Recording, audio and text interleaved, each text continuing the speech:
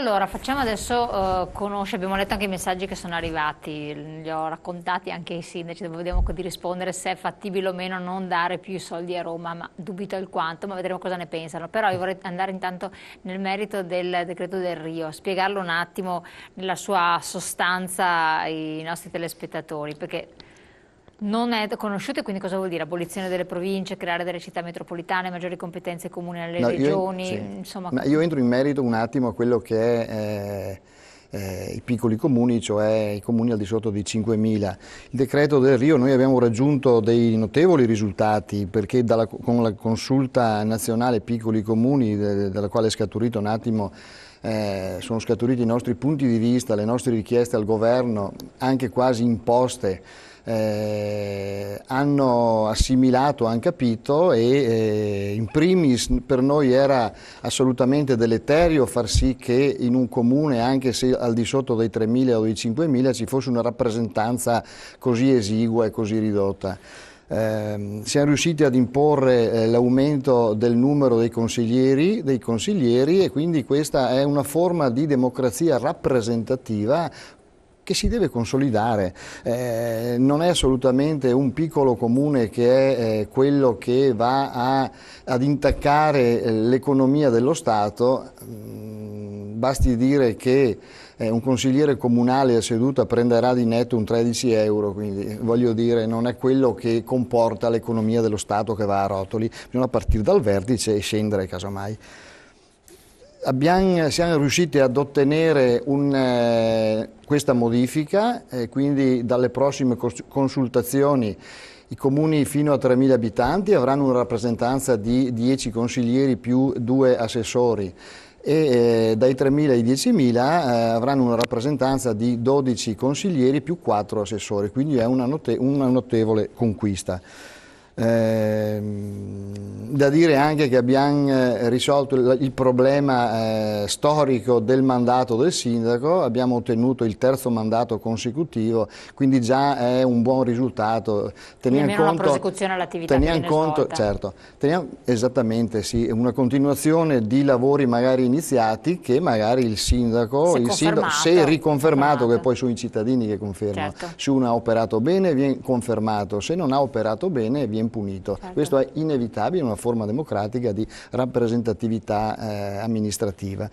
Quindi il terzo mandato consecutivo, notevole risultato, anche perché c'è carenza di non tutti vogliono più fare il sindaco, perché i tempi sono particolarmente delicati. Questo è il nesso. Già in Francia si avrà visto, in Francia non è insomma un'aspirazione. Non è un buon auspicio neanche per i nostri territori. In Francia non riescono a fare le liste elettorali, i sindaci non li trovano, quindi mi augurerei che qui non diventasse questo scolamento nei confronti delle istituzioni andasse ad aggravarsi, insomma. Ecco, chiedo anche a lei dal suo punto di vista, rispondiamo anche ai messaggi che sono arrivati, un po' di preoccupazione, che poi fanno cioè riassumono un po' le tante telefonate che noi riceviamo quando magari voi non ci siete, cioè di cittadini che non ce la fanno arrivare alla fine del mese, di famiglie in difficoltà, di tasse da pagare, di IMU e quant'altro. Cosa fa un cittadino se non ha soldi? Allora, credo che anche i colleghi abbiano la stessa situazione da 2 anni a questa parte. Credo che i comuni siano stati impegnati in maniera prevalente sul sociale. Per questo molti cittadini che a causa della crisi, a causa di problematiche familiari si rivolgono agli uffici comunali. Chiaramente i comuni mettono a disposizione, ormai tutti i comuni, l'ufficio sociale, l'assistente sociale, si fa una valutazione, anche qui uno screening delle singole situazioni per vedere appunto chi ha diritto a una contribuzione e riuscire a dare una mano a questi cittadini. È chiaro che la spesa sociale è aumentata moltissimo negli ultimi anni e, come dicevo prima, questo va di pari passo però con una riduzione dei trasferimenti da parte dei comuni e una compartecipazione dello Stato nell'avere le risorse, per cui i comuni potrebbero, se messi nelle condizioni, magari fare un po' di più, i comuni, le ULSS, però anche qui il problema principale sono i fondi a disposizione, per cui con dati fondi si devono fronteggiare molte situazioni. Questo crea sicuramente dei problemi, perché magari non si riesce ad assistere tutti come si vorrebbe, però lo sforzo su questo è unanime, si cerca sempre di dare una risposta e non lasciare indietro nessuno, e su questo devo ringraziare anche le tante associazioni di volontariato, ma che lavorano sicuramente nel territorio veneto, la Caritas e una serie di soggetti che operano con noi fianco a fianco per cercare di risolvere queste situazioni. Leggevo anche dei messaggi che appunto dicevano, visto che il nocciolo del problema sono proprio le risorse e i fondi, ma non possiamo fare a meno di mandare risorse e fondi al governo a Roma.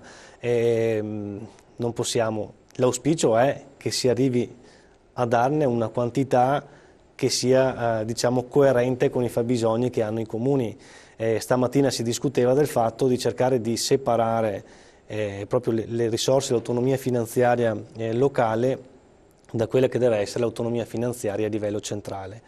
Qui serve una forte operazione, come dicevo prima, di pulizia, nel senso che bisogna trovare le tasse, le risorse a livello statale e chiamarle con il proprio nome ben individuale, e quelle che sono le diciamo, risorse che di cui dobbiamo far conto a livello locale. Si dovrà arrivare a questo, mi auguro che sia fatto quanto prima, perché anche riguardo i fondi europei, che poi sono anche sul sociale, si possono attivare dei progetti in vari settori, anche se qui mi permetto di dire che in Comunità Europea funziona così: ogni Stato contribuisce al finanziamento della Comunità Europea, gli ritorna in finanziamento per i progetti una quota che fa riferimento ai redditi, per cui rispetto ai progetti, ai finanziamenti che sono dati a stati magari appena entrati con un reddito pro capite più basso, noi chiaramente abbiamo molti fondi in meno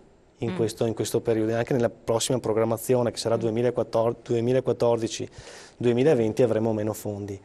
Detto questo, comunque i fondi ci sono, vanno reperiti, e bisogna anche qua agire fortemente a livello centrale. Noi ci troviamo spesso nella condizione per cui riusciamo a presentare un progetto, la Comunità Europea ci riconosce delle risorse e abbiamo difficoltà a cofinanziare, cioè a mettere quel 10% o solo l'IVA a fianco delle risorse che ci vengono date per realizzare i progetti, perché parte delle risorse sono bloccate con il patto di stabilità e parte sono bloccate con i saldi, cioè noi comuni dobbiamo avere le risorse di anno in anno per fare le opere che prevediamo di fare nell'anno. Quindi c'è un sistema che va sicuramente rivisto e più in fretta possibile.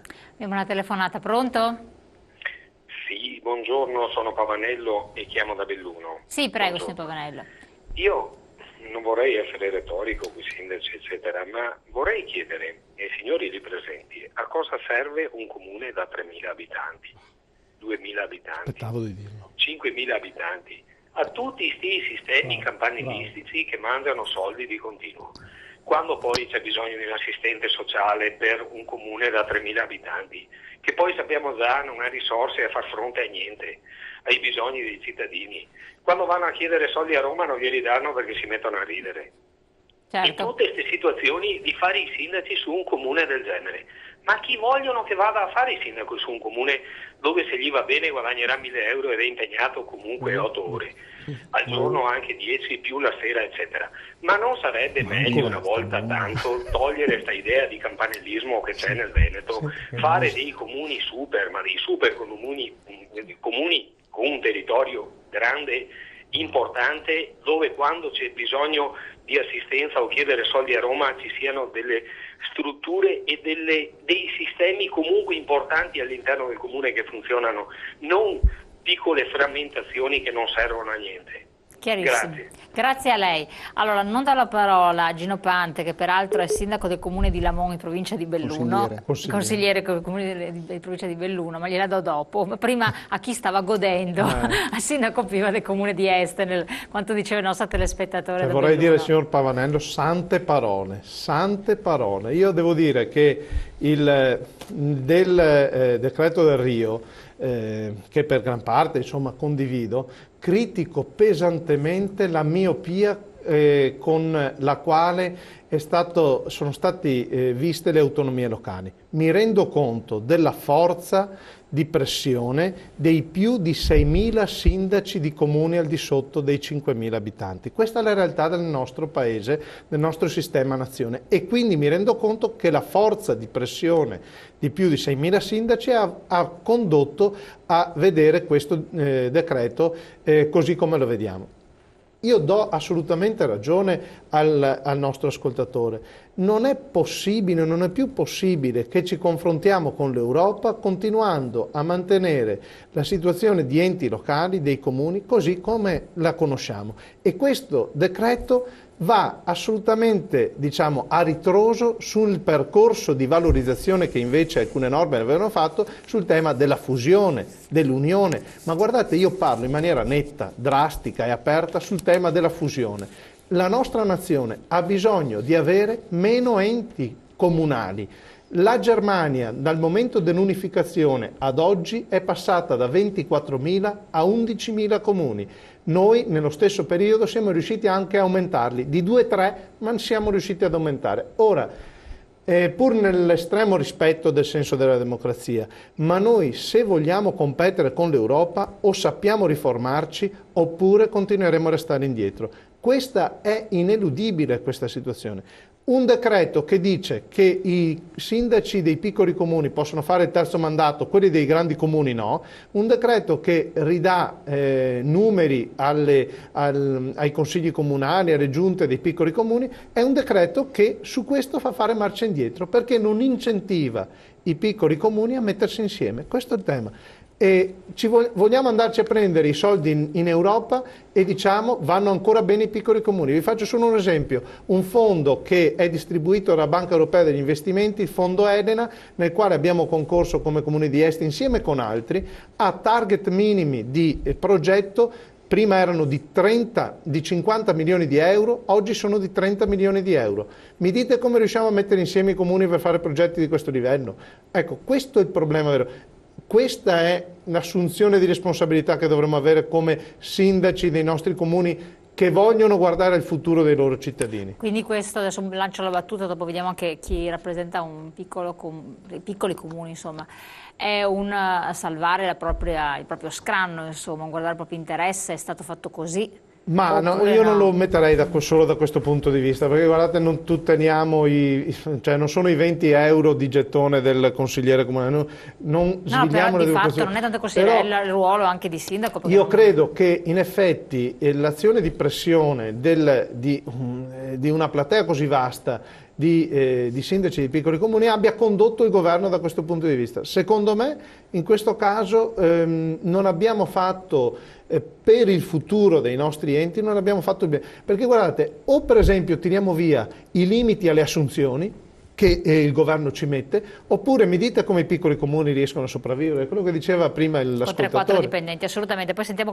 come farebbero a sopravvivere chi rappresenta i piccoli comuni. Pubblicità tra poco. Fa un po' del polemico, se no...